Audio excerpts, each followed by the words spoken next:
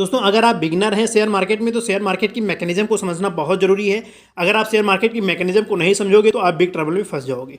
तो share market की mechanism ये है कि भाई अगर आप ट्रेडर हो या आप इन्वेस्टर हो, तो ट्रेडर हो तो जिसको भी आप फॉलो करते हो आप ये देखो कि कितना परसेंट जनरेट कर पाता है। उसका ये मत देखो कि 5 लाख कमा रहा है या 10 लाख कमा रहा है, ये देखो कितने कैपिटल पे जनरेट कर पा रहा है, कितना परसेंट वो जनरेट कर पा रहा है।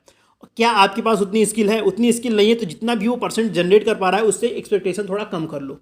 इसी प्रकार से अगर आप इन्वेस्टर हो तो आप जिसको भी फॉलो कर रहे हो, चाहे राकेश झुंझुनवाला जी को फॉलो कर रहे हो या राकेश धमानी जी को फॉलो कर रहे हो, वॉरेन बफेट को फॉलो कर रहे हो, तो आप देखो कि कितना परसेंट से वो नॉर्मली एनुअली वो कितना कंपाउंडिंग कर पा रहे हैं, कितने परसेंट का।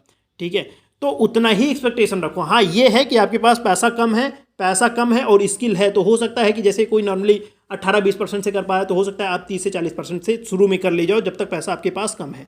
जैसे जैसे पैसा बढ़ता जाता है ये रिटर्न कम होता जाता है क्योंकि आपका मनी मैनेजमेंट उतना स्ट्रांग नहीं रह जाएगा।